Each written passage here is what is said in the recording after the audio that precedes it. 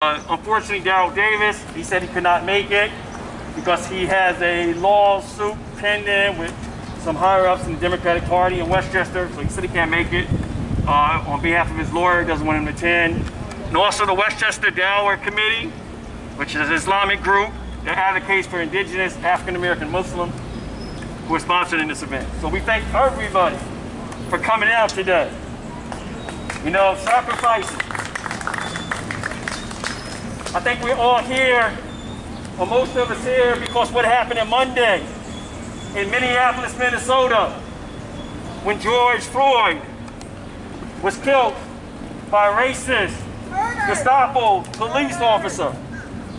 And our brother had a knee pressed onto his neck by a Gestapo police officer named Derek Chauvin. This went on for about 8 minutes or more.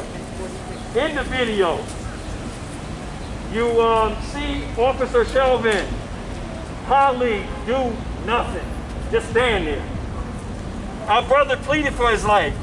I can't breathe, he said. Please let me stand. Please, man, he said. The other officers are Thomas Lane, Cal Fell, and J. Alexander Cunha. So these are the other officers who were involved and who just sat there and watched this man be asphyxiated to death.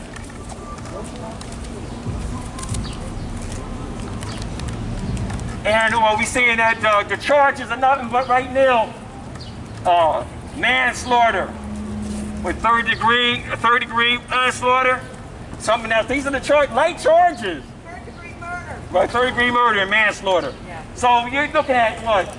If he's even convicted, 8.5 years maybe, at the most. So it's up to us to make sure this man, we should make sure this man gets life in prison. And it's time to leave. I mean, look at the video. You can see something was wrong with this guy. And we know that if you look at his record, he was involved in other things.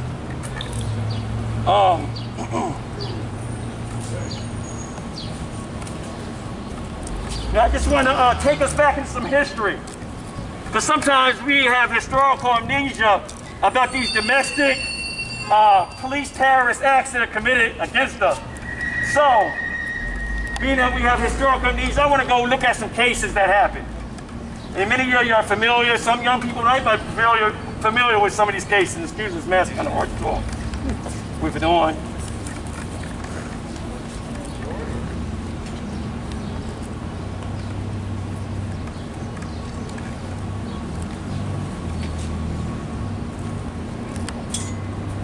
Also, remember this was an alleged $20 bill.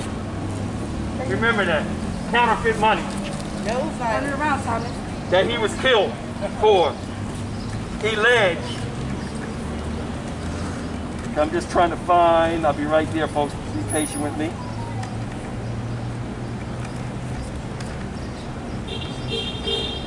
Where is it?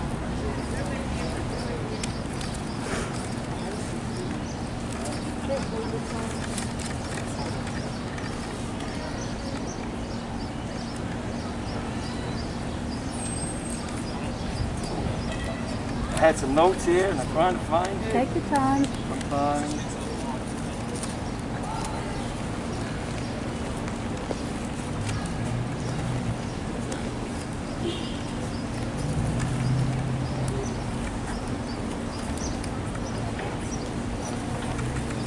Okay, brothers and sisters, I just want to go over some cases that, like I said, some of you are familiar with, some of you not. Rakia Boyd, Chicago, killed in the park. Some African Americans were gathered in the park, joking around, having fun. An officer, off-duty officer, came in the park named Dante Servin. And according to the people who were there, he wanted to do a drug buy. They refused him, told him to get lost. He pulled out his gun and shot Rakia Boyd in the head and shot one of her friends in the hand. Rakia Boyd died immediately. She was only 22 years old. This is Chicago, Illinois. Then we go to Anthony Baez. Who remembers that case? Yes. New York City. Damn. He was killed for playing football, a 29-year-old man playing football on the street. And he was killed by an officer, Francis something, I forgot his last name offhand. That's just another case. Ahmed, can't find my notes, still can't find my notes off the top of my head here. Arbery. Yeah, Ahmed Arbery in Georgia, not too far from Atlanta. He's accused of breaking and entering into construction sites. Running while black. You know, all he does is take a job. And what happens? A father and his son, they follow him. They're in the truck. The father pursues him. And what happens? They shoot him from the truck. Dead. And then what did the police do? What the authorities do? They try to act as though that he had been going to construction sites or had been breaking and entering houses. And then they want to go into his background. Because they always try to scurry your reputation in these cases. The father was a retired investigator. Yeah, the father was an investigator. That's right. Yes, he was a police officer and then investigator. And also a member of the Klan. That's right. So the two go so well together.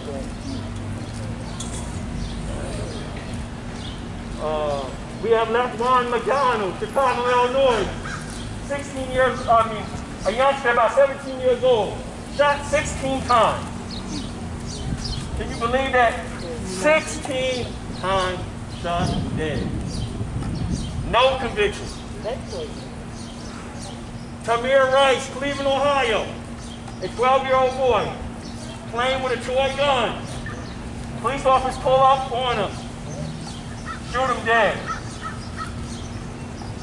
Yes, his parents got $6 million, but they don't bring back his life at all.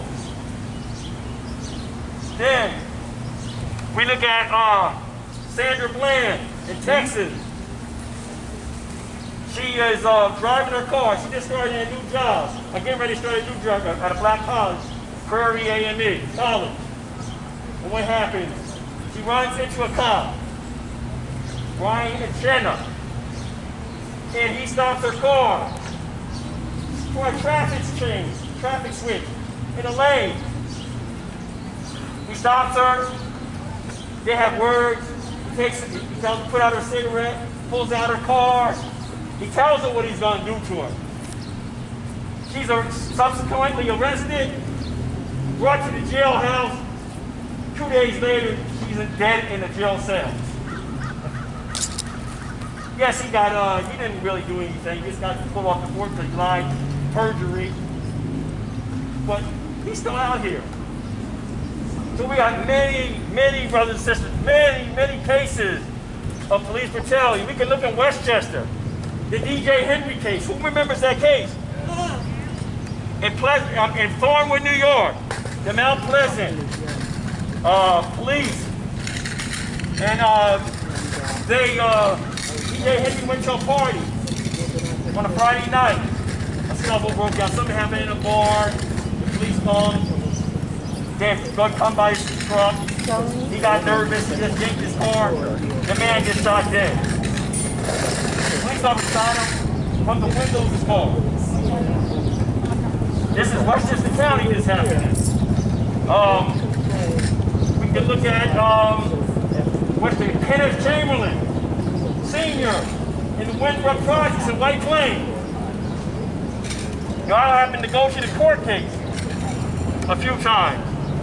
The judge justified the killing, basically, and the bean attack. She basically said in the courtroom that he was a superhuman, that he could take that bean shot. And subsequently, he was killed. He was taunted.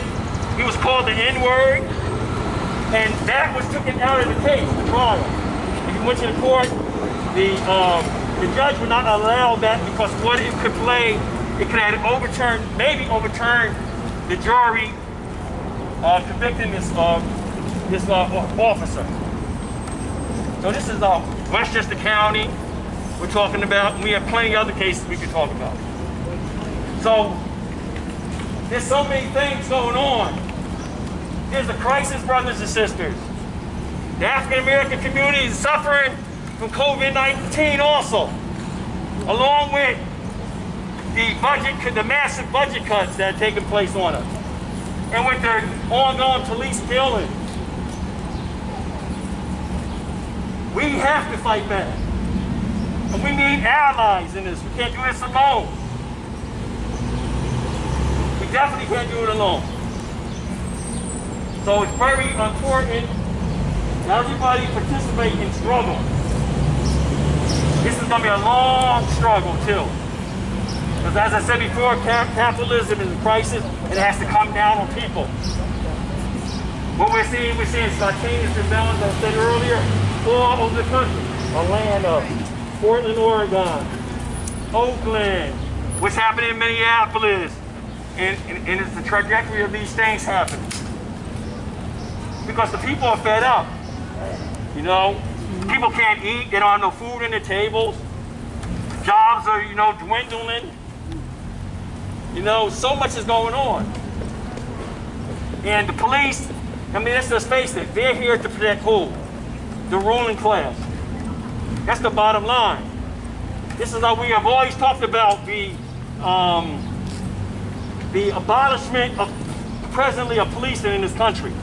And starting it all over. Because you can't fix this problem. Because when you look at the historical nature of policing, it started from the plantation system. The overseer was the police. That's just the truth. So, some people might not want to hear that. And then it developed. Poor white people were the police on the plantation.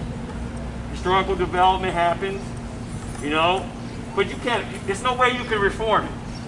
Not when you have these police unions, the Fraternal Order of the Police, the PBA, they got crazy money in their coffers.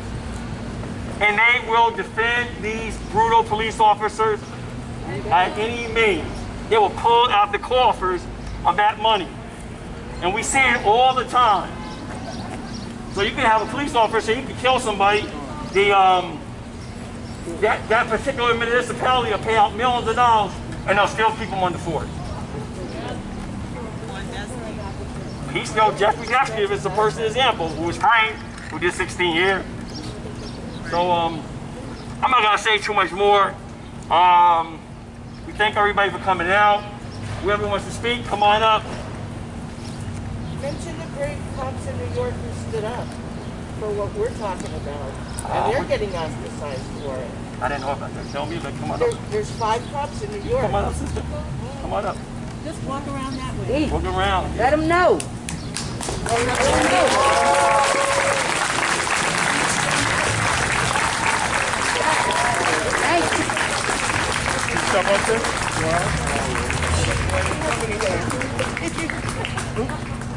Thank you. Yeah. Come on, I'm gonna lift you. I don't want to hurt you. No, I got you. You're gonna hurt me. No. Easy. You can save me. There we go. There we go. All right.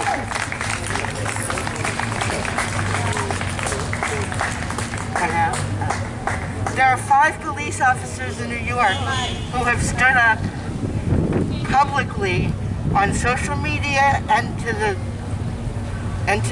to print media and to the TV stations and everything to support what we're talking about, and they've been ostracized by NYPD, the higher ups, and these I don't have their names off the top of my head. It's in the newspapers though, and their ranks are growing. I believe 4 of them are black, 1 of them is white, and they're urging their fellow officers to side with them. And one of them, the guy who started it, even made this great big thing about that guy out in Minneapolis is his enemy. Not just they are on the same side, but that is his enemy, because he stands for respect and law and order and all that stuff. And that guy, Chauvin is the antithesis of public safety. I mean, he shouldn't be allowed to have a steak knife at dinner. He's just a danger to himself and to everyone he's in contact with. And he's been written up 10 times. Right, Yay! right, no justice, no peace! He's been cited 10 times for police brutality and never really been called to task for it. But how does somebody get cited 10 times for doing something wrong without somebody saying, don't give him the chance to do it again? Oh, and they finally fired him. Oh, and they finally arrested him. It's too little, it's too late. It's first-degree murder. He had total intent. There's nothing but intent written all over that video if you've seen it. I can't even look at a still of it without crying. I'm so furious and grief-stricken. And imagine if we knew him personally. We don't even know him, and it's breaking our hearts.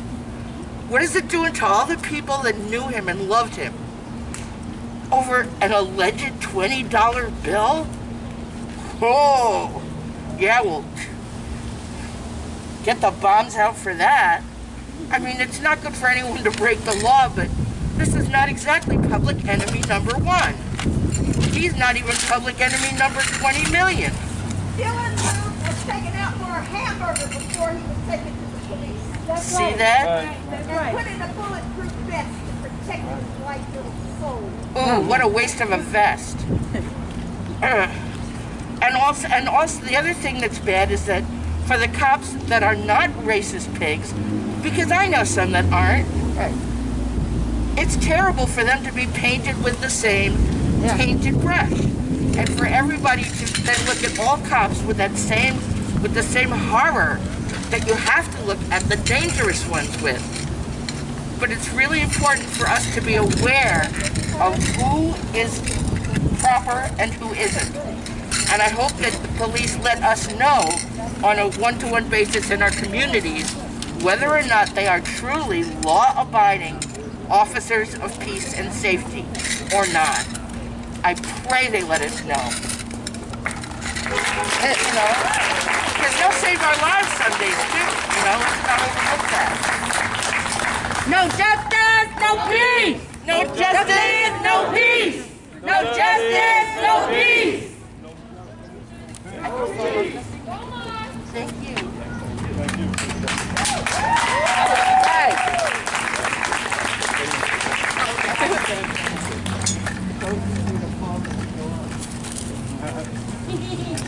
Hi, my name is Marley and I'm 16 years old. What I'm about to say is addressed to the white people here.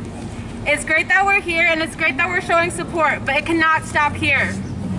Racism is our problem to solve. You're not truly an ally until you're thinking about racism as much as black people are experiencing it. We can't just care about black people when they're around.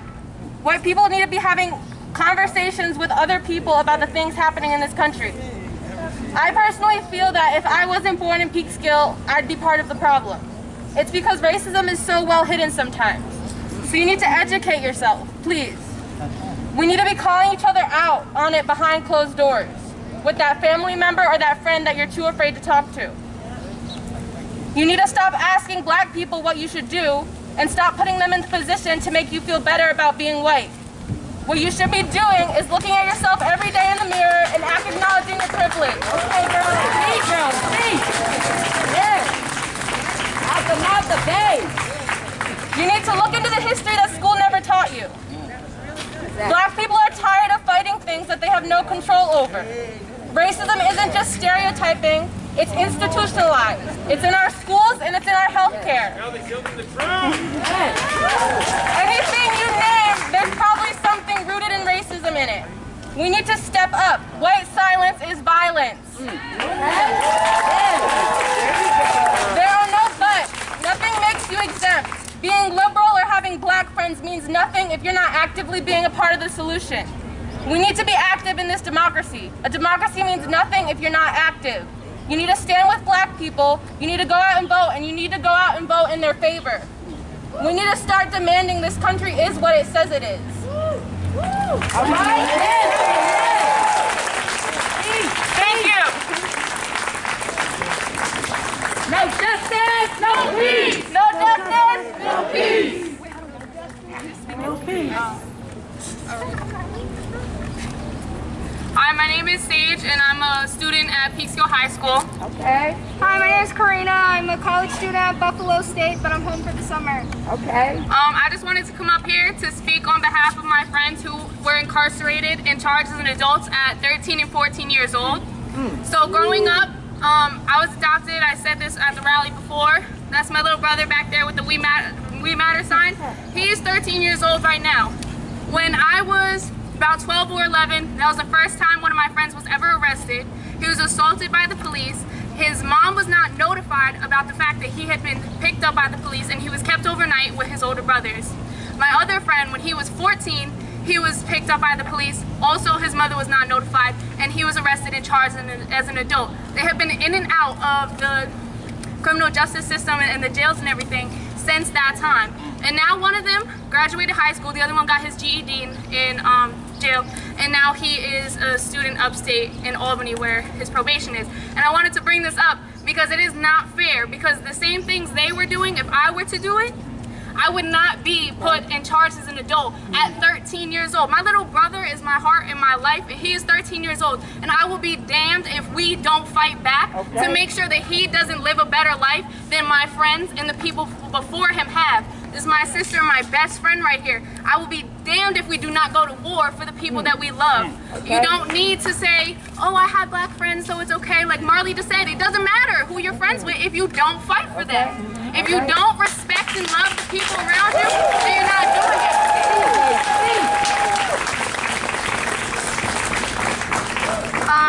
Just first and foremost, I think it's so inspiring that we're all out here today, especially during all of this. I think it's so commemorating that a lot of you guys brought your children out here today so they can see a lot of the change that we're making within our society today. Why is it that, though, when she protests, it's her First Amendment right, but when I do it, I'm seen as a thug? Or when I do it, do you see me as a thug? Do you see me as violent when I'm here peacefully doing my First Amendment right? When you said when people were protesting these masks 2 weeks ago, nothing happened. But when we step out and we say how we feel or we speak on the injustice that is happening, we are seen as thugs. The media portrays us as thugs. Why? Let me tell you, we are set back. We are set behind before we even get our foot in the door. Before education even starts. I'm an education major, so I can tell you what's going on in the school system. Before black kids can even set their foot in the school, they are already behind their white counterparts. Why? Why? It's not just brutality. It's not just beatings. It's not just what's in the street. It's systematic. It's underlying. It's shit we don't see. So we need to speak on everything. Black lives matter. Our life matters. All right. Thank you so much. And you guys are all just so inspiring. And thank you so much for coming out during all of this and just being there. Because it cannot happen if we do not unify together. All of this horizontal, like I said, horizontal hostility between racists, everyone fighting each other, that's what they think it is, but it isn't what it is. We can all come together, and that's what we need to show them, that we can come together. And one last thing for all the white people specifically that are mad about the rioting, mad about all the things going on, you can't be mad at people fighting back for a war that white people started. You can't be mad at that. You right there. Y'all got the man. Looking up. Hi, I'm Nani. I lived in Peekskill for the majority of my life, but my mom moved to I was born in the Bronx. But my mom saw the injustice there. She saw the redlining. She wanted a better life for me, and she moved me to Peekskill, and I'm so grateful for that.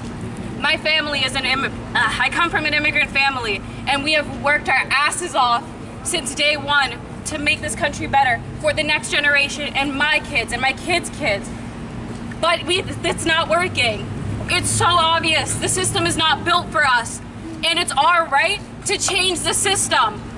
But we live in an authoritarian government right now that doesn't want change. People want to remain comfortable. People are thriving in white comfort, but we are left to suffer because of that. And that is not fair. We built this This is stolen land. The land was taken from us, and we were taken too. This land is built on lies, and they want us to believe that this is the land of the free. But here we are getting killed. Here we are losing education, not being told about our true origins. How many of you genuinely know where you come from?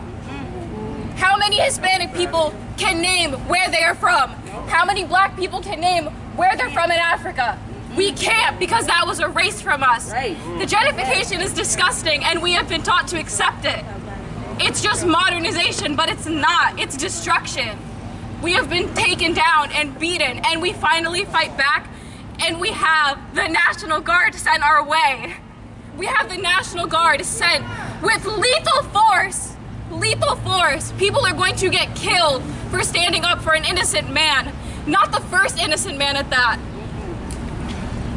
But people can protest for a mask. We can spit in the faces of cops. We can threaten to shoot people. I saw a white man attacking a cop with an axe, and the cop was perfectly fine. But a young man with a toy gun gets shot and killed.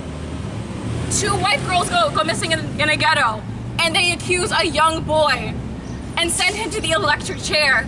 No lawyer, no nothing. The system is fair. This is our land, right?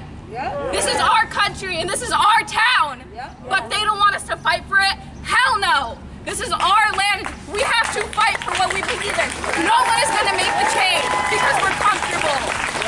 We are fighting white comfort. We are fighting systematic comfortability. We are fighting for a new land. It is our right. It says so in the Declaration of Independence. Learn your rights. Learn what you deserve, and never cut yourself short. I'm tired of seeing us filter ourselves with peaceful protests just to be met with hate. We need to be active. We need to show love, but we need to show that we're not taking it anymore.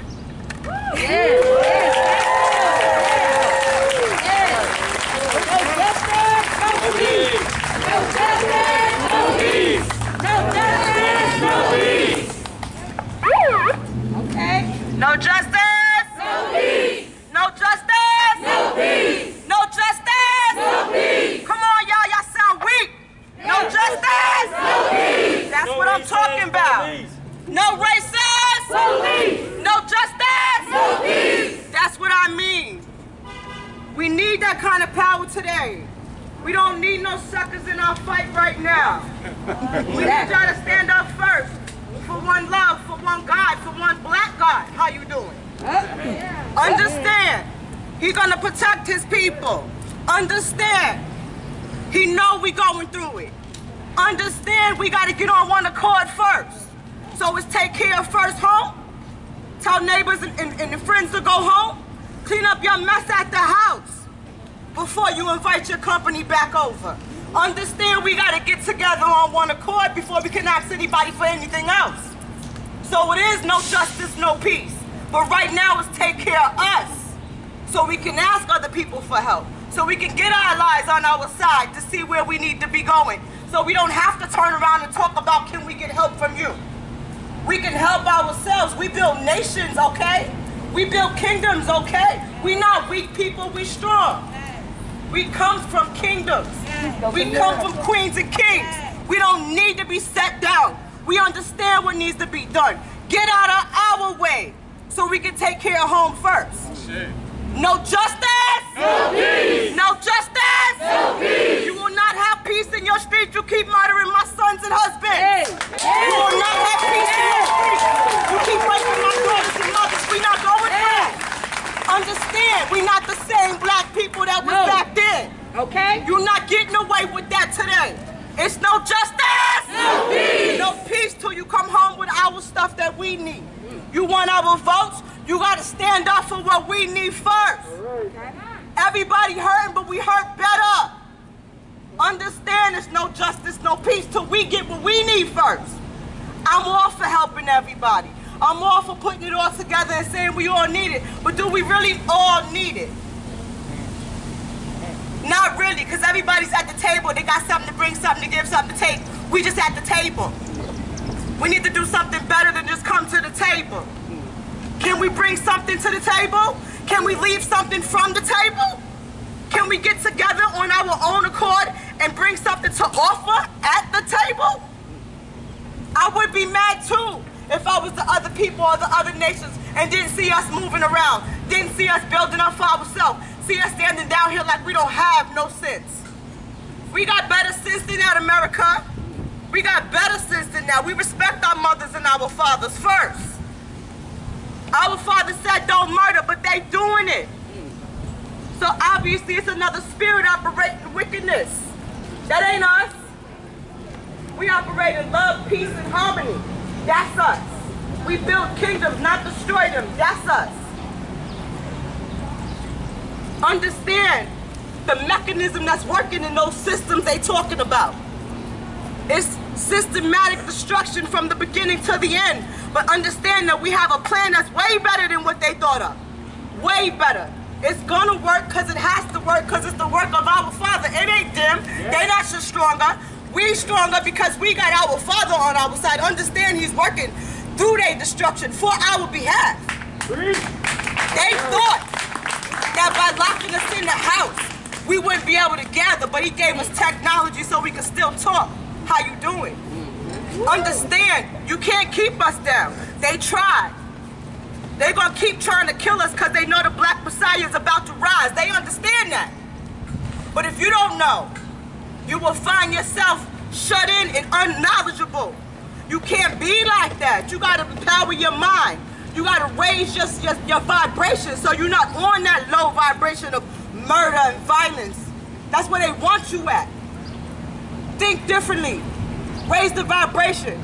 Send love, not hate. Understand that's where they want you to be at. You don't give your enemy what they asking for. They not stronger than you. We stronger all day. It's us that's the ones. We're the ones that's going to turn around and make it work for us. We're not waiting for y'all to help us.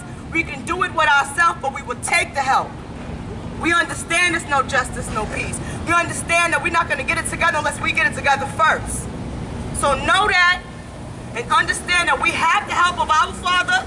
He's going to make sure it works. So don't fret. Be strong. Don't wait. Get busy. Yeah. You shut in, so what? Work anyway. Work harder. It is no justice, no peace. Because I stay up every night making sure I can work out for y'all. Making sure we putting together plans so we can get this plan put through. Because we can't wait for white supremacy to stop. They not going to stop. We can't wait for white hate to stop. They don't understand what that means. When something's totally against your nature, you don't get it. Understand that. When you know the beast you're dealing with, you deal with them how you have to. But that don't make me take our eyes off of what we need to look at. We need to keep our eyes on what's first, which would be us, so we can get our problems straight and move forward as a nation. Okay, we need to get forward and move forward as a nation together. So take care of home first. Remember, it's no justice, no peace, no pig-headed police on our streets. We take care of our sons and our daughters, our mothers and our fathers and grandmothers and grandfathers. So we gotta support, we gotta stick together, and we gotta take care of home first. No justice? No peace. Amen.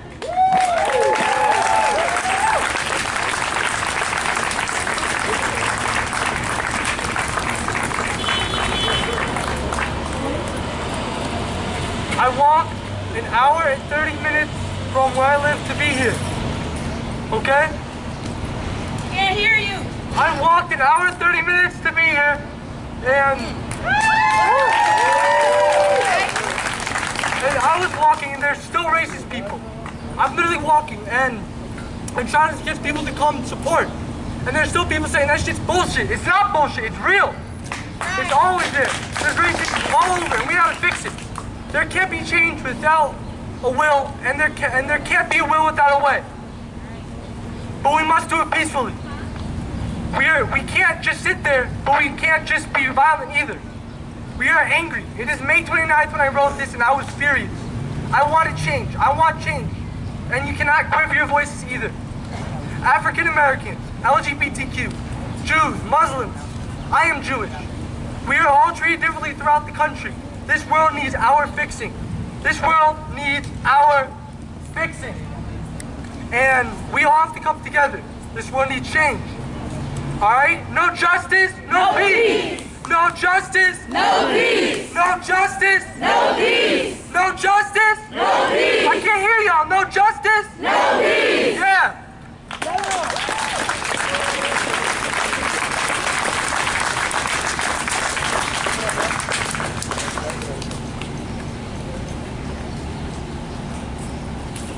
Stand up, Peekskill. I'm proud of y'all.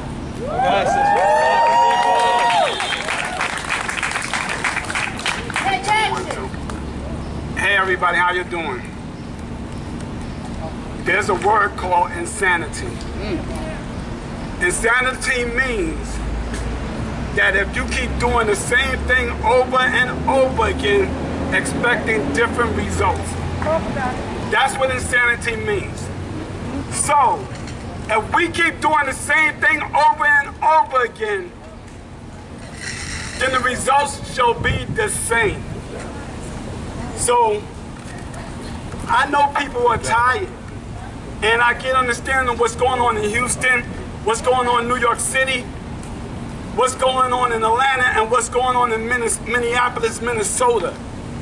The people are tired because you cannot sit on somebody's neck for 8 minutes and expect them to survive. That's murder, period. All right, that's murder. All right, and it's funny, in 1991, with Rodney King, they just beat him up and he got $1 million settlement.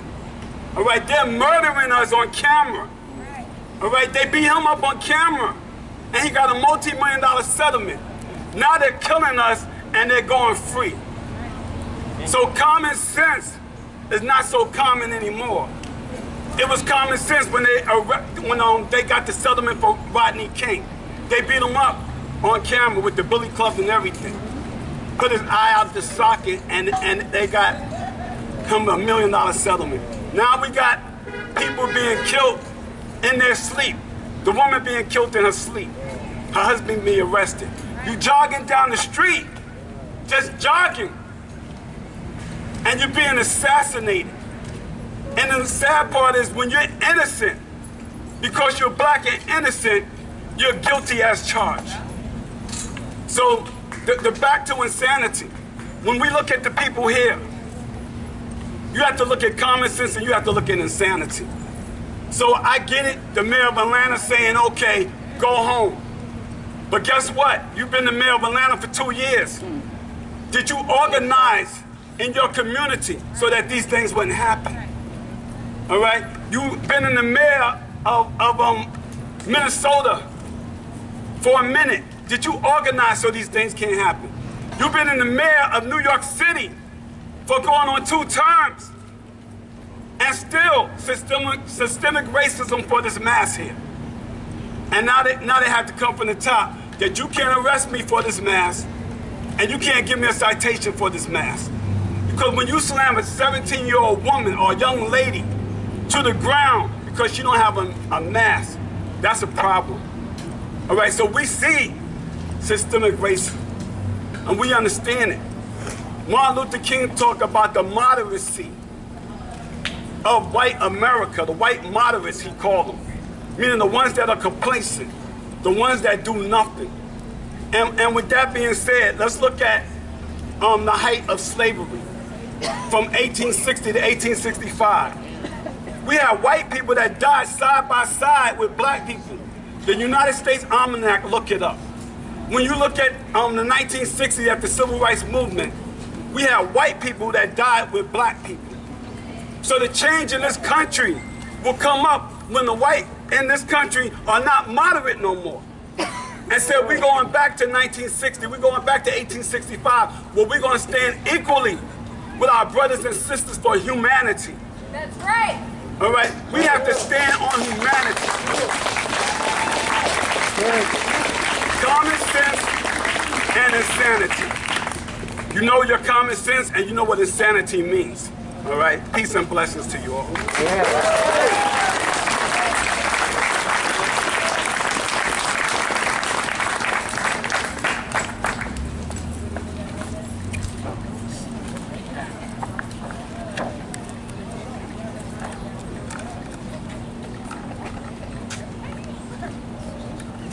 Just push the button. Yep. Oh. No, the other one. Oh, he got it. Yeah, I got it.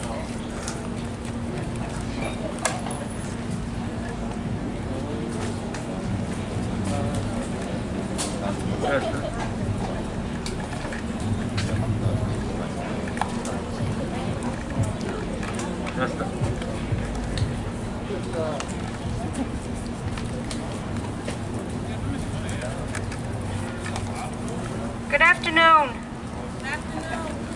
It's really gratifying to see so many young people here. In 2 days, I turned 71, so I want to give you a little bit of a perspective. And that is that you all can, who are 16 and 20 and 30, unfortunately, you can expect to be here in another 40 years when you're 71, but this crowd will be bigger and bigger and bigger. We have an enormous amount of work to do, of teaching to do, of understanding to do, but the only way we're gonna fix this, the only way we're gonna create real change, the only way Mr. Floyd will be the last man to die in this way is that we keep coming back again and again. When it's boring, when it's raining, when it's snowing, when you think you can't do it anymore, you have to keep your voice open. You have to keep your hearts open. You've got to fight when you can fight. Embrace one another. Pick one another up when you get tired, because that's the only way it's going to change. I'm really gratified to see so many people. This is fantastic for Peekskill. No justice, no peace, but this is the peace. And we have to remember that. We're creating something here. Did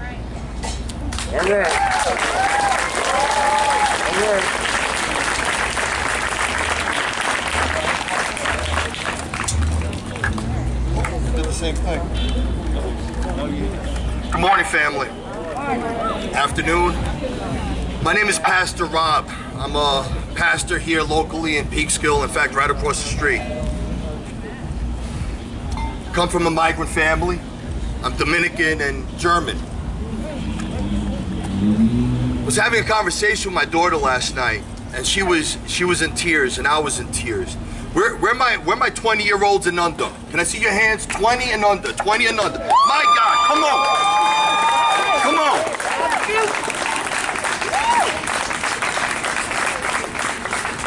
To you belongs the future. You are the leadership of the next generation. This issue that we're having, this violence, this hatred, this racism, this isn't a skin thing, it's a sin thing. This is something that's within the depravity of humanity. The only way that we can ever beat this system is when we change it. Amen. Amen. If an organization has constitution and bylaws and you want to change those bylaws, you make an amendment. Hey, I don't like that. Why don't we do it this way? Times have changed. People have changed. The needs are different. We have the power. We the people have the power.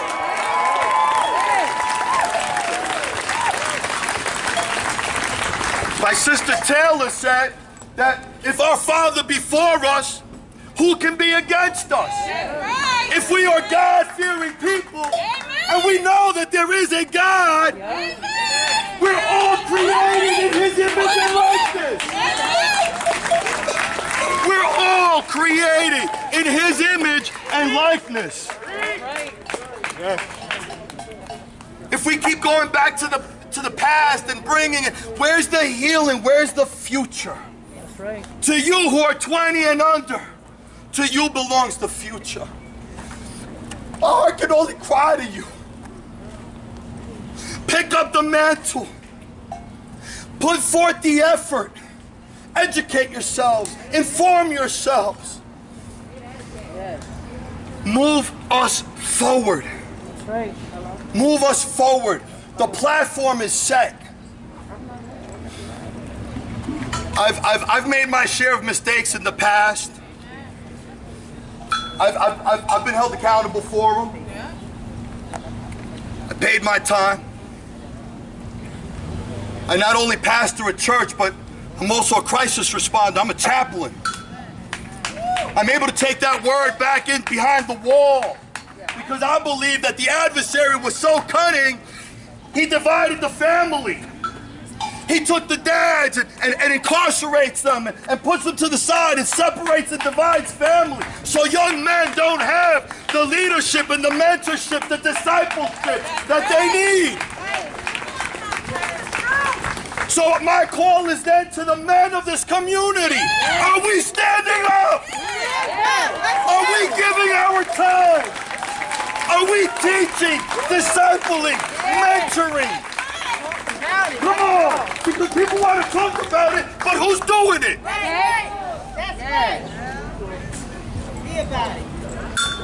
I still believe in this country. I still believe that America is great. It is the land of the free. There are pockets and there are times when evil and disgusting, vile, unexplainable, untalkable things happen. But when we come together, come on, family. Even with all of the stuff and all of the baggage. Come on, I wasn't always a preacher. Amen. But he touched my heart and he changed me from the inside out. And if he did it for me, he's no respecter of persons. He'll do it for anybody. That's right. And if he did it for me, he'll do it for the most cruelest and most violent people. Yep. But love conquers hate. That's right. And just to honor Big George Floyd. How many people know that George Floyd was a minister? How many people know that he was discipling young men in the community, that he set up a Bible study and planted a church with another pastor within the bricks, within the projects? He was a man of a heart, and his fiancée even calls it out. He considered himself a man of God above all things. That's what makes it even harder. There is no justice. There is no peace. Let's call for justice. And let's change. Violence begets violence, but love conquers hate.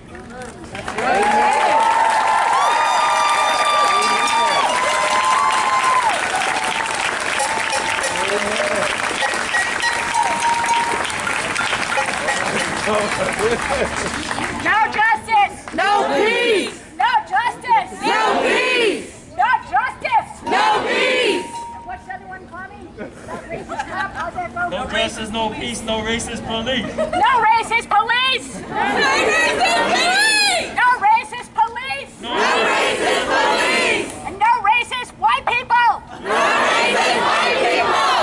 Thank you!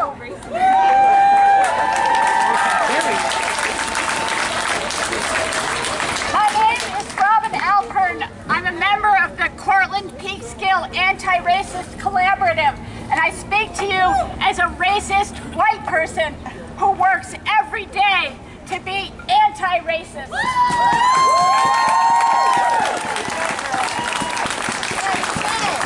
And I heard a lot of bold, young white people here today already talking about the work that white people have to do, and that's mostly what I have to speak about too, so I'll keep it short because they already said a lot of what I would have said, but I mostly address myself to the white people in the audience, and I want to remind us one important thing, which is that we're all here today because of the events that have happened over the last week-ish, but we need to remember that about every 28 hours, a black or brown person is assassinated by police. You can't go home after this rally. Is that clear? There is no more going home. We live in an anti-racist community all the time. So for white people, again, I'm asking you, don't put away your signs and go home after this. You need to stay out here. And the work that we have to do is two kinds of work. A couple of people have already spoken really well about how it's systemic, it's institutional, it's in the structure of the United States from the foundation, and in every area of life, racism is there, prevailing. But also, because we grew up in a racist society for white people, it's also drilled in. And I know this personally. It's in our minds, it's in our hearts, it's in our thoughts. We don't want it there, we didn't choose it there, but it's like if you grow up breathing smog, guess what? You're not healthy. And the thing to know about that is that you don't blame yourself, you don't shame yourself, you don't get mired in guilt about that. You do what you can to unearth it, to become aware, to recognize, to name. And you begin to recognize that you cannot be fully human and be a person who's part of a community that oppresses and maims and destroys other communities. You cannot do that damage and have your full human soul. So, do the work for our sisters, brothers, neighbors, friends, allies of color, and do it for your own damn self. All right.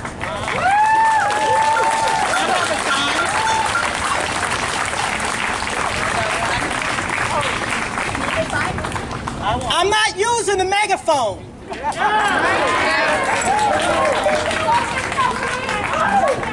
My name is Valerie Eaton. Yes, ma'am. I am the president of the Peekskill NAACP.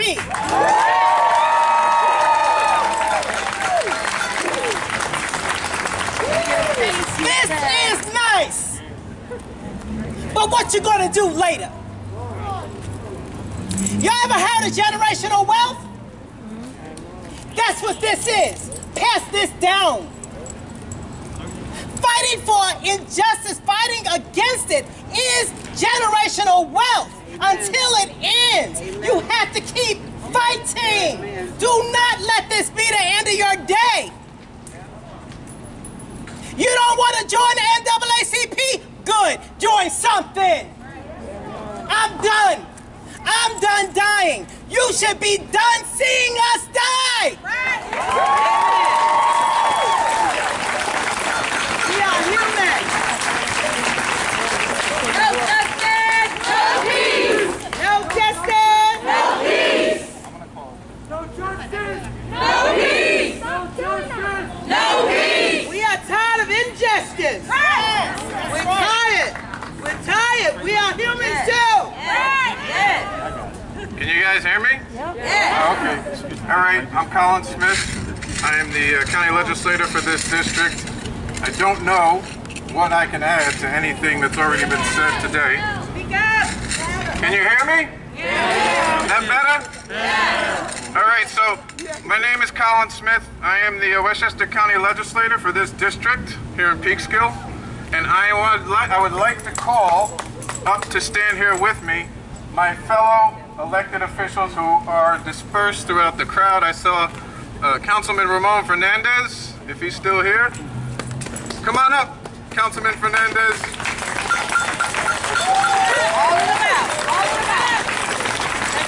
Councilperson Vanessa Agudelo from City of Peekskill. We also have with us, we have the mayor of Croton, Brian Pugh, who's also joined us.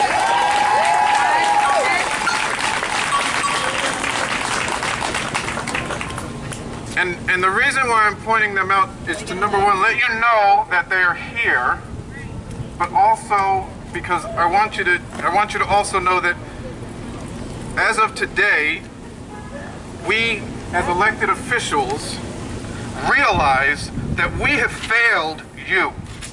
We have failed our community.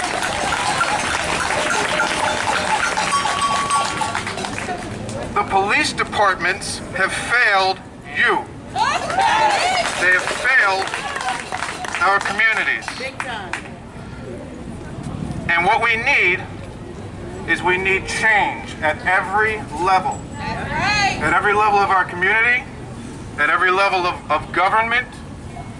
And what I also want to say is just because we have failed doesn't mean we can't change, but you can blame those failures on us because we are the ones who can make the changes necessary to stop these injustices. And so you have to hold us accountable for this. And so I can't add to anything that was said here today. From the young people who got up and spoke their hearts to Pastor Rob, who got up and spoke very eloquently about the struggles. But as of today, we have to work together to make the changes that are necessary in the city of Peekskill, in the county of Westchester, and in the state of New York to ensure that what happened to men like George Floyd and what happened to children like Tamir Rice is less likely to happen into the future. We can't say it's not going to happen again because that's simply not realistic. But what we can do is we can work together to make stronger policies and pass stronger legislation for better oversight of our police departments and for better laws to punish these offenders. Because look, let's face it, it is true that not every police officer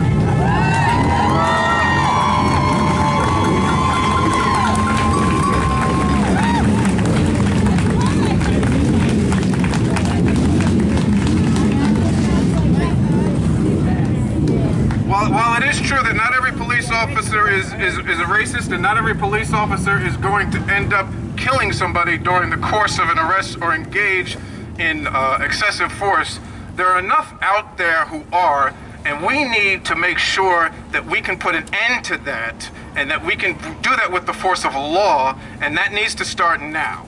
And so, it shouldn't be any, I agree. And that's the goal that we have to work towards. But we have to start somewhere, and I'm not going to take up any more of your time. I just wanted to say thank you to the organizers of this event for putting this together. It's beautiful to see so many people out here today in support of this.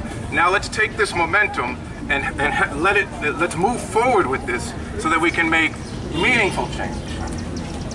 Thank you.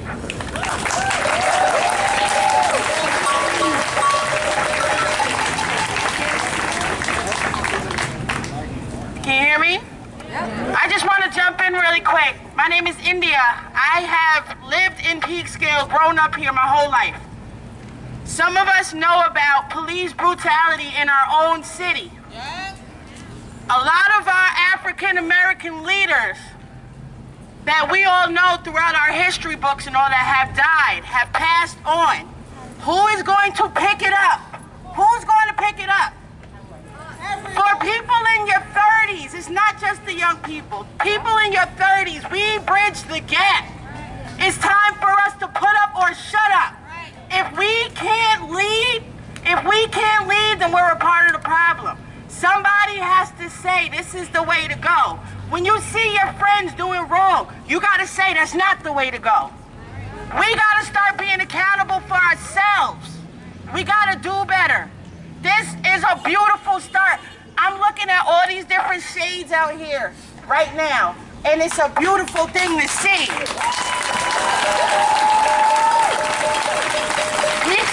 Peekskill has been in the news so much for so much negativity in the past couple of months. Today, let's show what we really about, Peekskill. And if nobody told any of you today, I love you.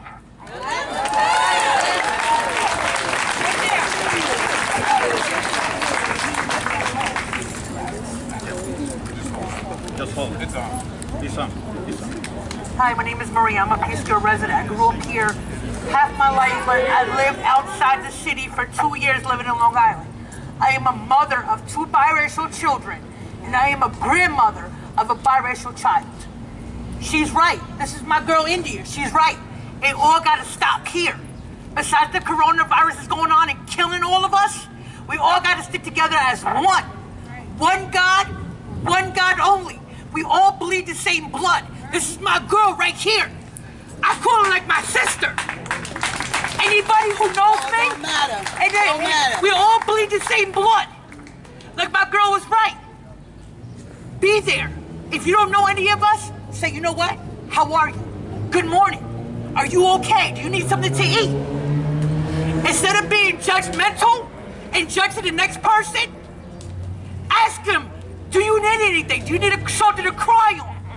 Peekskill has come to shame. It really has. It took a tragedy for all of us today to get here.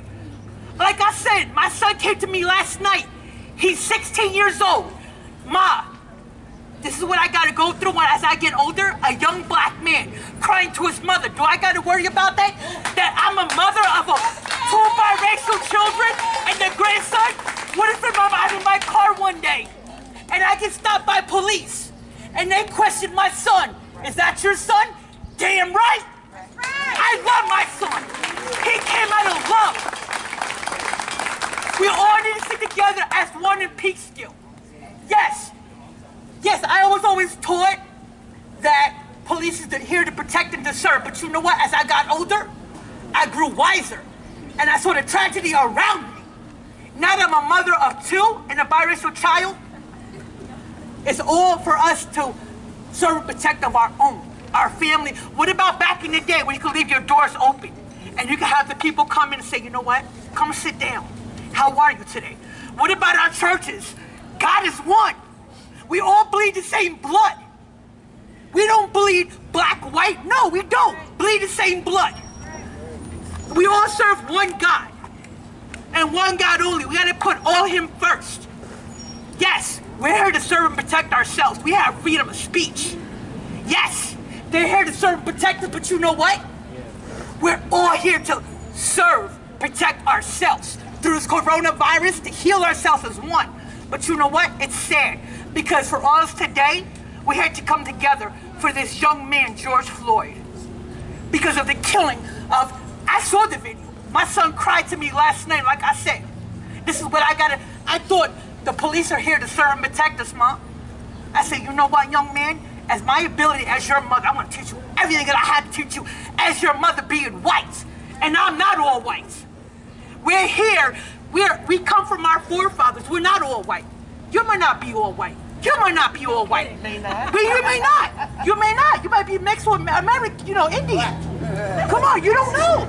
But we go on what we see in our color. I'm not all white. And people who may be in the town of Peekskill, yes, we have a beautiful mayor. We have the town of Peekskill here serving us. But you know what, guys? Yeah, you guys did fail us. You guys did fail us.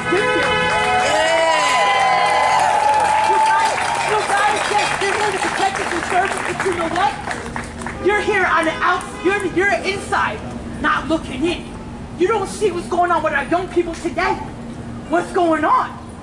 It's time for you guys to open your eyes to see what's really going on in this city of Peekskill and bring it back to how it used to be.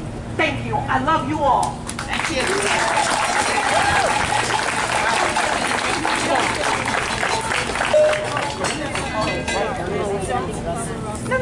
No. I just want to say, as the mother of 3 black kings, I'm a single mother. I came to New York in 1992, and I brought my 3 sons with me at the age of 2, 3, and 5. All right, I gotta go. I love Peekskill. Peekskill was the best move I could have made in raising and bringing them here.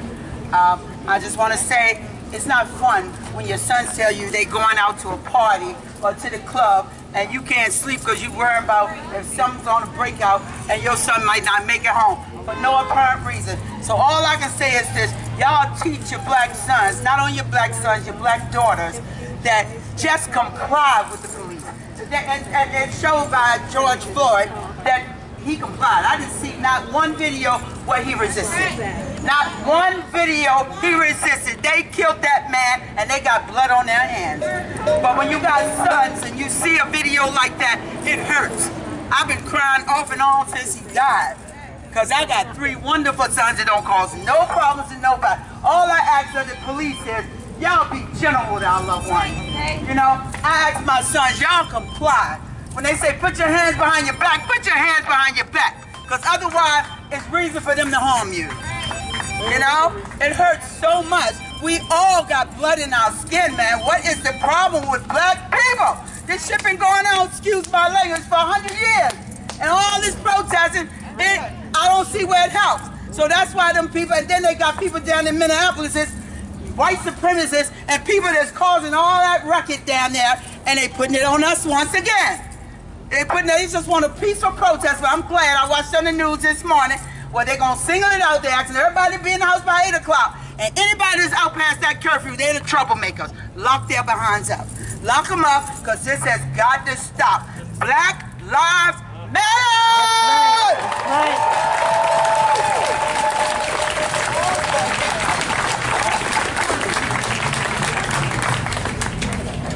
Good afternoon, folks. Can you hear me? Nope. Hey, Benner. That's good. Good afternoon, folks. Can you hear me? All right. My name is Brother Chris Burkett. I'm a member of the Committee for Justice. I'm not going to be long for you all, but I just want to say this is a beautiful sight here. This is a beautiful sight to see. Can we keep this going on? Can we keep this fire burning?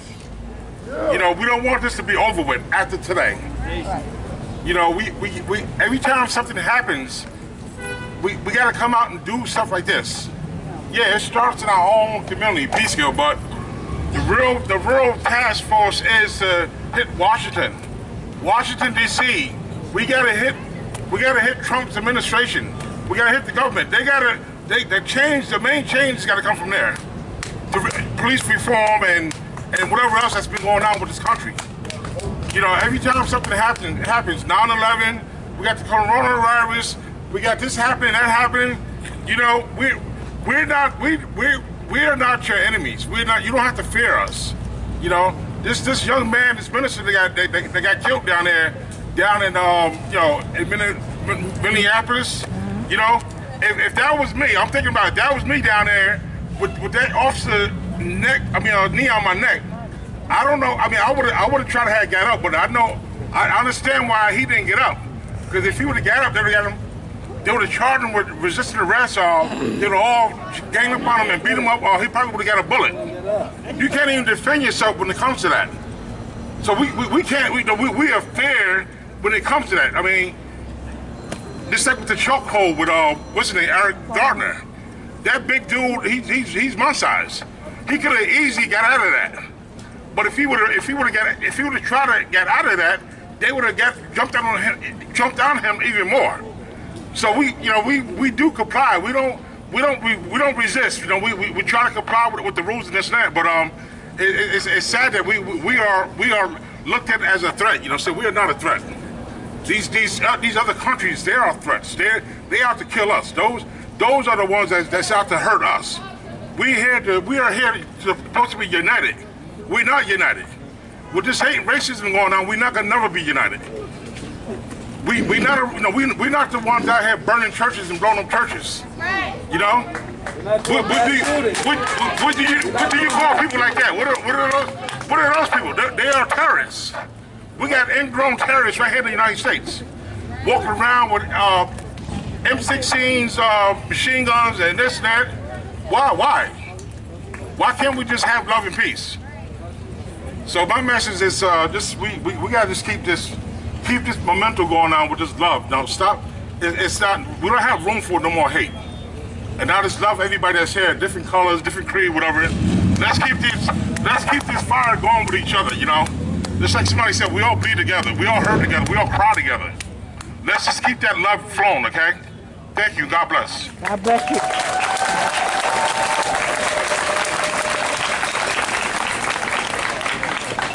Hello, everyone. I'm not from Peekskill originally. I'm from Ann Arbor, Michigan, but I've lived here now in Peekskill for a few years. In Ann Arbor, Michigan, we just had a Washtenaw County Sheriff pistol whip a woman, hit her in the head 3-4 times because she was recording an incident. This is everywhere this is going on. I have my children here, my 2 young children here. I have 2 more kids, but they're not here. But this is the reason why I'm here. This is the reason why I'm here. Because I have to think about last night that I have to teach my sons that You have to make yourself look small to them. You have to put your hands in the air. Don't talk too loud to them. Don't look too aggressive to them. How do you do that if you're just looking like yourself? How do you do that? Amen. How do you do that? If you're trying to tell me I did this, I mean, you're telling me I did something, I'm telling you I did it, now I'm getting loud with you, now you're gonna shoot me? Because I have to give you a reason to explain myself why I was driving, or why I was walking down the street, or why I went in the store, or why should we have to explain ourselves just because we're brown? Like, and I grew up, I'm mixed. I grew up with white family members. I'm Mexican and black, and so I grew up around everyone. I grew up in Ann Arbor. It's a University of Michigan, it's college town. It's something like this, but very diverse. And I never had to experience and ever thought that I would have to. My mom never taught my brothers, how to react in front of the police. Like, but it's not new. It's not new. It's just being seen today. We can see it now. We can see on the phone and on the TV, and we can see it now. But people have been being lynched. People have been being dragged. I lived in Texas for 12 years. Do you know how many times I heard of people being lynched? The police dragging people behind their trucks, and this is not new. This is something that's been happening. Someone on Facebook said, "Stop acting like a victim." What do you mean acting like a victim? I can't even walk down the street and look like just a regular person. I have to worry about my son walking down the street and being beat up by a police officer? Or what? Why? Why? White kids don't have to do that. They don't walk in the mall and get followed around by the police and security guards. I saw a 12-year-old girl in Arizona, I believe it was, in school. The peace officer in the school, he chokehold this little girl, pushed her on the, like, why would my 11-year-old have to worry about that? Because she's brown. Because she's brown. Should nobody have to? And these the youngsters, y'all young people that came out, I'm almost 40 years old, but you young people that came out, y'all stay strong, man. We are not the same black people that we were back in the day when y'all motherfuckers were lynching us, and when we couldn't drink out the same fountains, but it feels like it. Sometimes it feels like it. You get looked at, people look at you just because you're brown, like you're wrong. Like, do I look threatening? No, but if I get loud, then I'm a threatening black woman. It's just sad. We all need to stick together. Y'all, it's beautiful. It's beautiful. I wish I could have been in Ann Arbor supporting them, but I'm here with y'all. Thank you.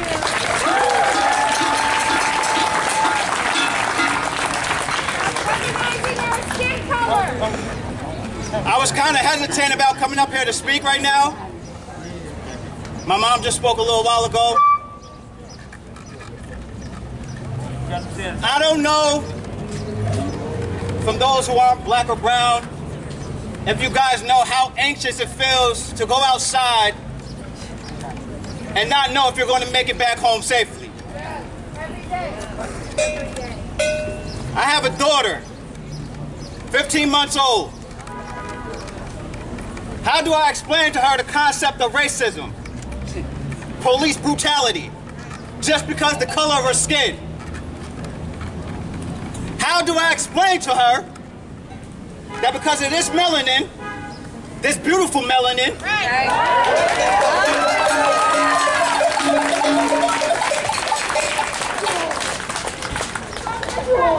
we are feared, we are disrespected, and oftentimes we are killed. And judged. Most definitely judged, Mom. Thank you. Clap it up for it one time.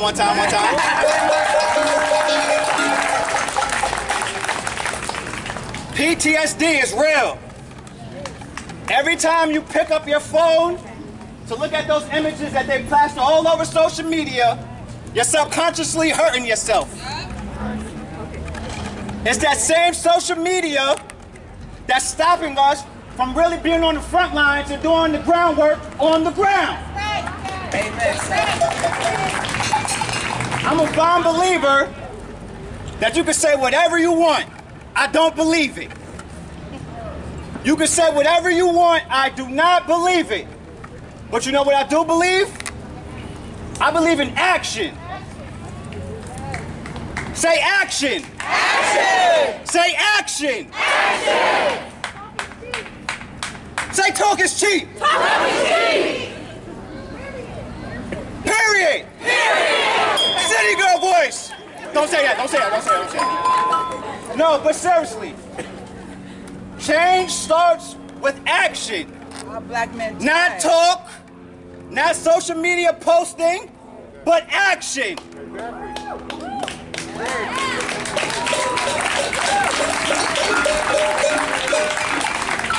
And to all my black and brown brothers out here, all my black and brown sisters, all my black and brown children, at the end of the day, no one has us like we have us. We cannot depend on the government and the system to be for us when it has never, ever, ever been for us. Ever.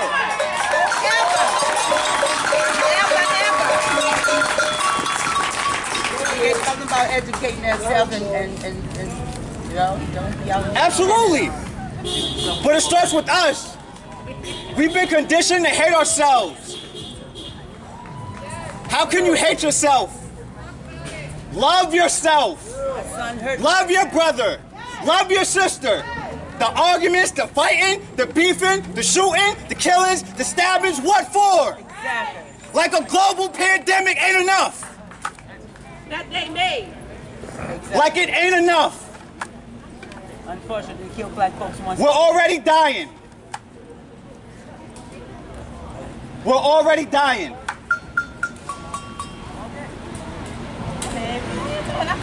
I woke up yesterday crying.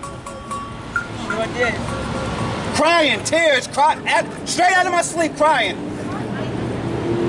Because like so many of you, like all of you, I'm tired, man. I got a daughter to raise, bro.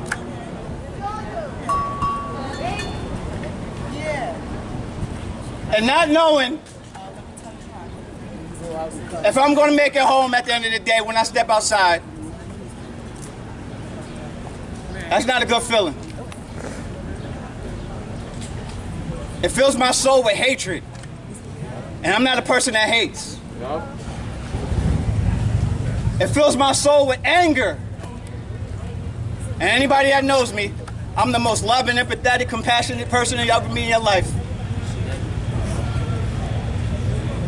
But something has to change, man.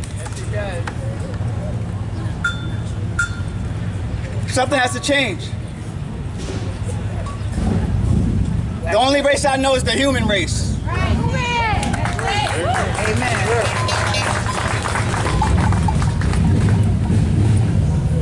Love your neighbor. Love your brother. Kiss your babies. Stop the violence. And most importantly, when things go down, speak up. Speak up.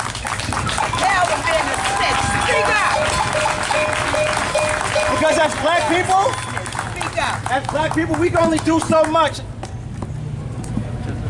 It takes a village. It takes me, it takes you, it takes you, it takes you, it takes all of us. I love y'all. I love Peekskill. I'm from Peekskill. I love Peekskill. From Virginia. I love Peekskill. Change starts with us, alright, y'all? Amen. I said change starts with us, alright, y'all? Thank you.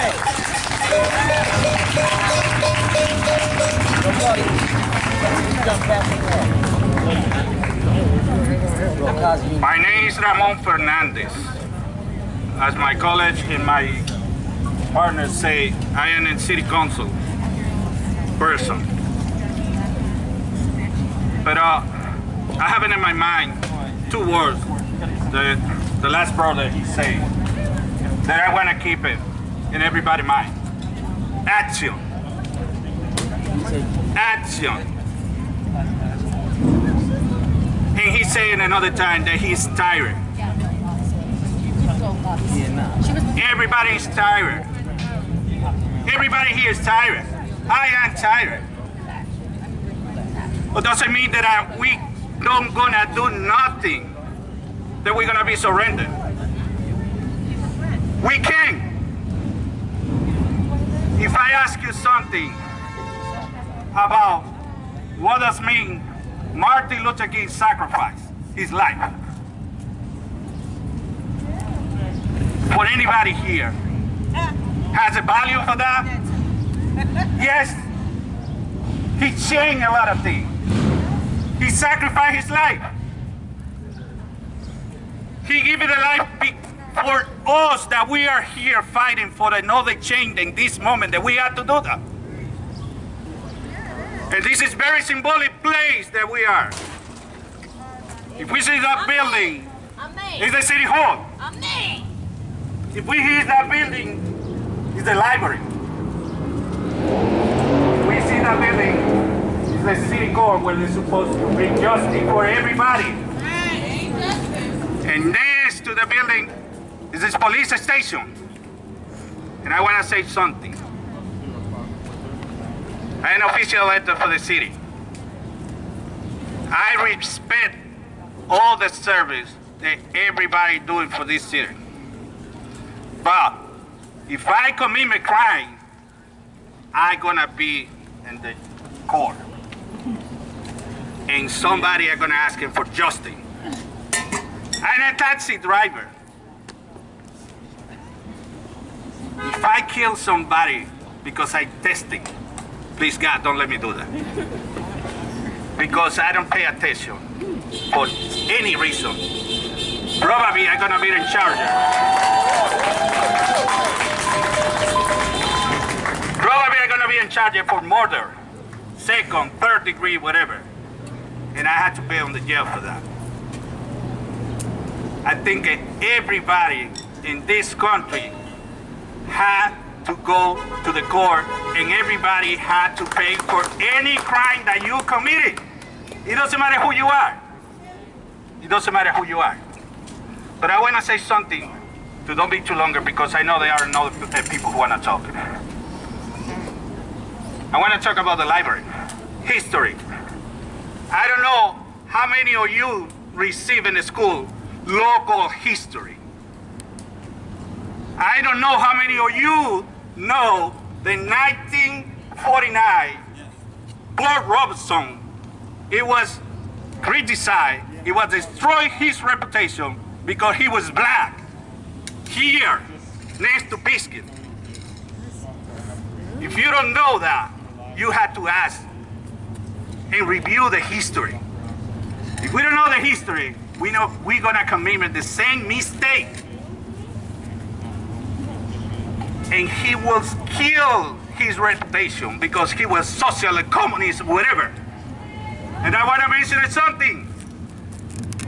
Colin Kippener, the football player. Kippener, thank you. He decided every time when you heard the national anthem and the FNL to beat in the knee.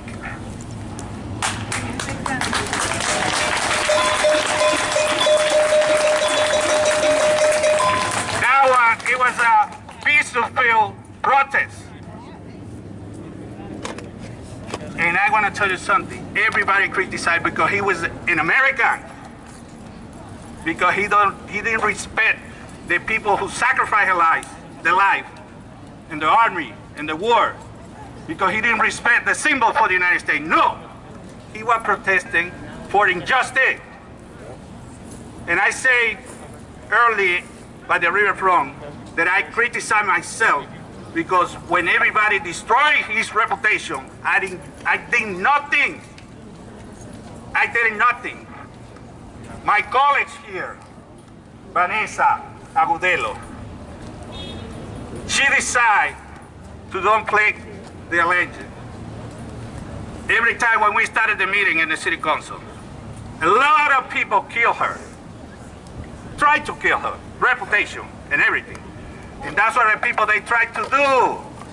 Scaring, give a fear, like we cannot claim for justice. No, we will do it. Nobody's gonna stop it. I don't care when I fight for immigration rights the people tell me, no, they don't have it right because they are illegal. No, they are human beings.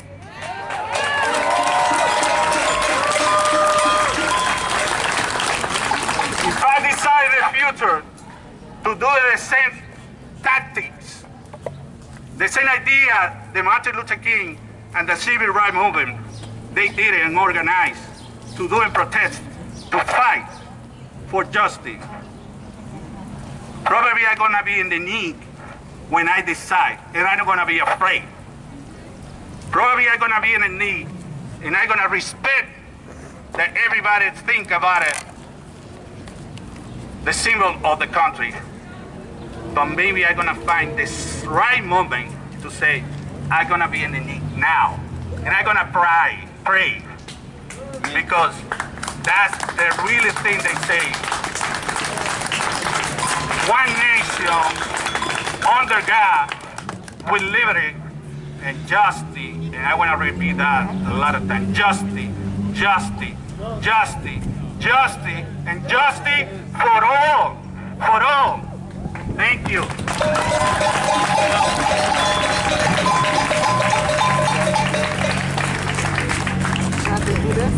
Hello?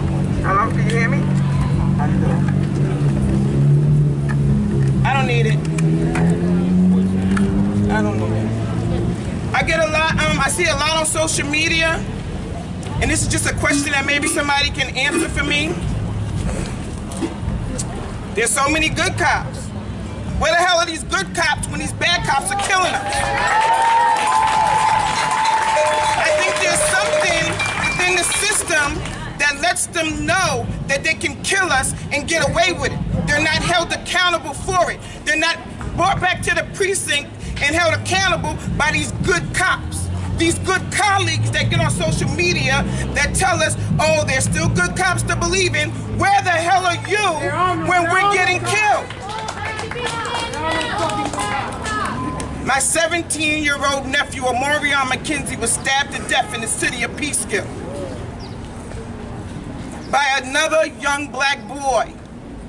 Now, I feel the reason this is happening in these inner cities, in our communities, because the world, these governments, these nations teach us that black people, black men ain't worth shit. So if you got a whole bunch of black men, young men trying to be black men running around thinking they ain't shit, it's easy to kill another one. We have to be held accountable, and before we start holding these young black men accountable, we have to hold the higher beings accountable. These precincts are killing us. If there were so many good cops, where the hell are you when these bad cops are killing us?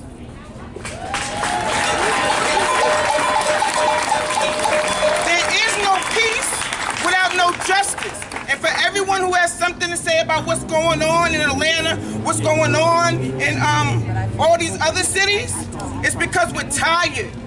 It's because we sit down and we take knees and we take peaceful protests day after day after day. We have not even gotten over a black man being shot because he decided to jog through a white neighborhood before we have a police officer. And it wasn't just one police officer kneeling on his neck. It was four police officers out there, three kneeling on him. Three kneeling on him. From his legs to his neck. And the one officer who got charged got 3rd degree.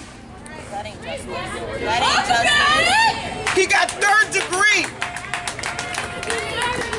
We gotta learn to stick together. And like we did today, you gotta stick together every day, because it's not gonna end here.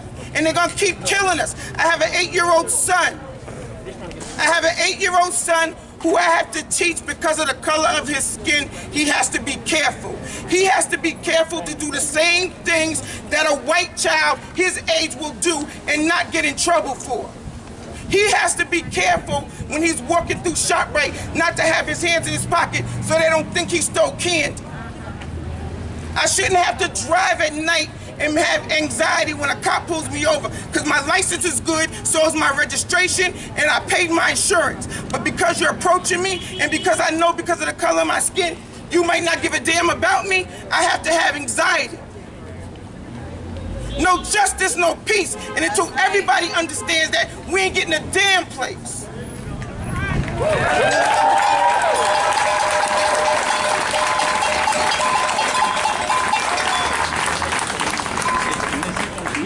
I've been doing this way too damn long. Way too damn long. Repetition over and over again, pushing the damn boulder up the hill, it rolls down and crushes me. 7 decades of this. It's gotta stop. Now, I agree, I don't want that. I agree with everything that's been said here. Now that's a problem. I'll tell you why. Because we got to be willing to take chances and say things that other people might not agree with. So I'm going to take that chance right now. I'm going to tell you how some of you might agree, some of you might not, but I hope that all of you will at least listen to what I say. It comes from years of intense experience doing all kinds of political activity, starting in the Vietnam War and never stopping. You had 3 people come up and make statements that should be tied together. A woman came up before and expressed the importance and said, go out and vote! Vote! Right? Someone else came up and said, if you keep doing the same thing over and over again and it doesn't change, you're insane. Okay? And someone else said, Martin Luther King warned us against the moderates. Now I want to put those 3 things together. You've been voting. Maybe some of you haven't been, you're too young. But I've been voting. It doesn't do a damn thing. No? It doesn't. What you could do is you could pick one of these 2 parties and say, I don't like it. So you're going to leave it. So what do? You swim to the other end of the cesspool. Well, I got news for you. The shit ain't any better at the other end of the cesspool. Okay? You got to climb out. You got to break free. What I'm asking you to do is don't keep doing the same thing over and over again. When you vote, vote smart. Don't vote for if you feel compelled to vote for one guy because the other guy is so horrible, go ahead and do it. It's a waste of time, but go ahead and do it if that's what you feel. But don't stay in the party you are in if you're a Democrat or a Republican. Start a Black Lives Matter party. Join the Progressive Labor Party. Join the People's Party. Start your own parties. These parties don't care about you.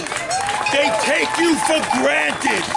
We have one of the candidates here who even said, if you're even thinking of not voting for me, you're not black. Now, you might want to vote for that guy anyway.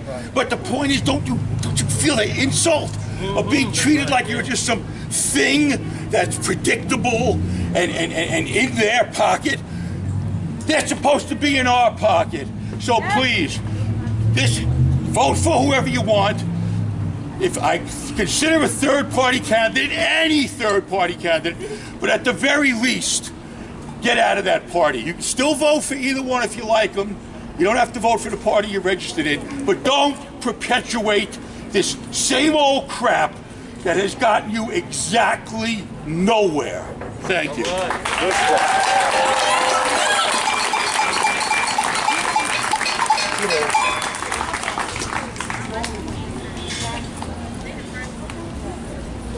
No justice! No peace!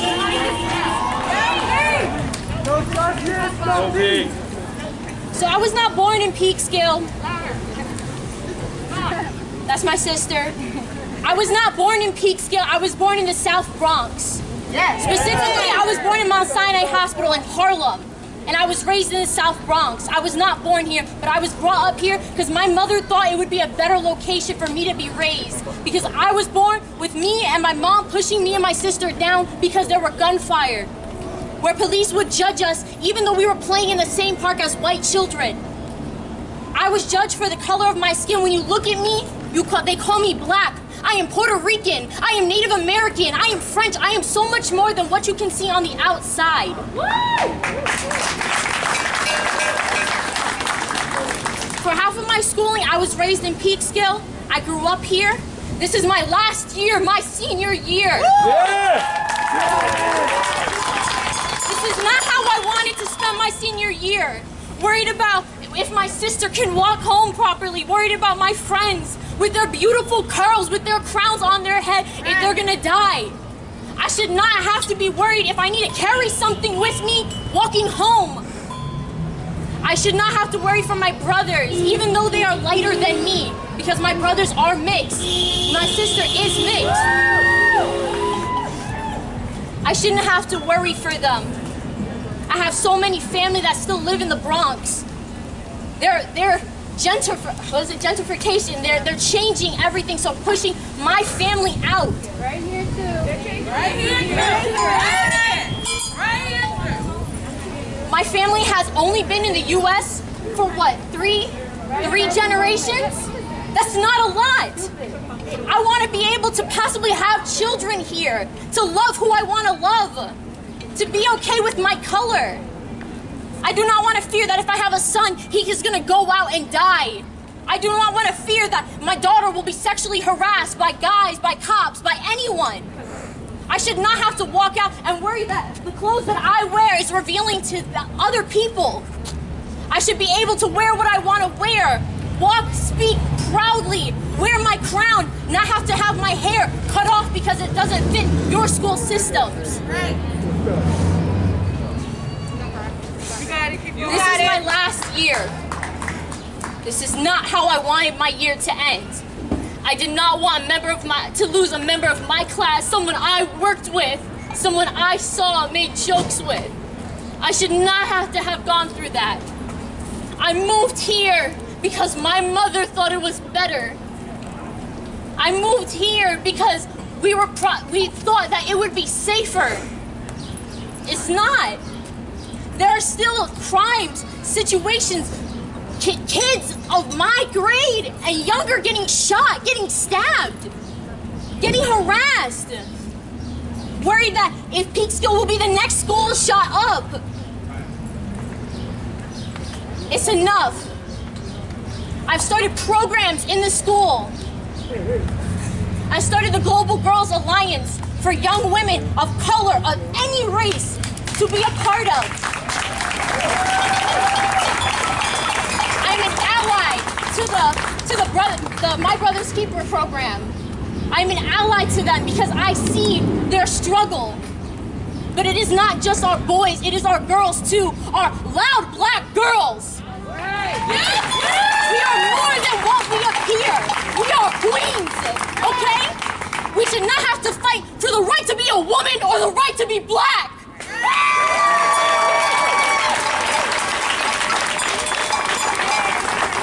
I am not a religious person. I still believe in good people. I still believe in good cops. But if there is a boat and there is a hole in it, then it will sink. God bless y'all. I'm going to give everybody like a 3-minute gap so everybody can speak. When they come up, young ladies, the next speaker. I'm going to try to, you know. Do I have to press anything?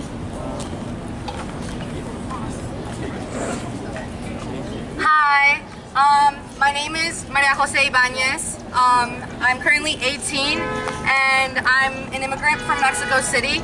I moved here when I was 6 and I go to Boston College. I don't know if I said that.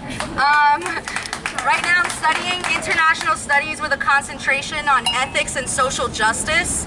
And I want to be an international human rights lawyer because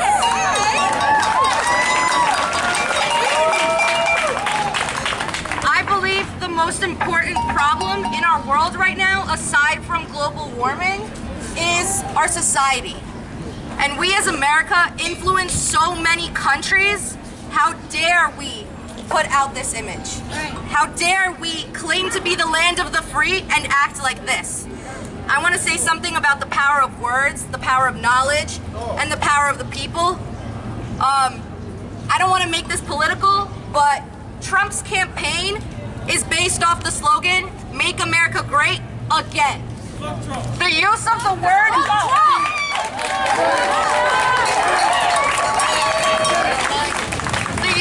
word again implies America was once great. America has only ever been great for the white man.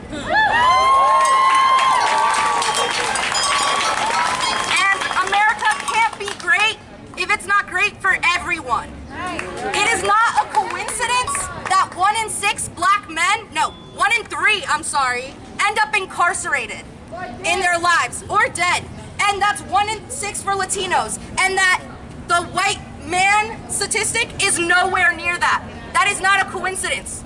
Title VII of the Civil Rights Act states that we can't discriminate when getting jobs. Is that true? No. Is that really happening? No. And if we can't discriminate getting jobs, why can we discriminate publicly? And that's acceptable. It's not.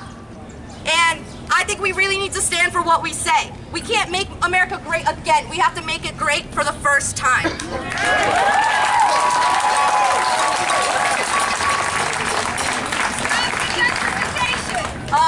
I don't know if you guys know about the story of Frederick Douglass, an American slave. His narrative is great.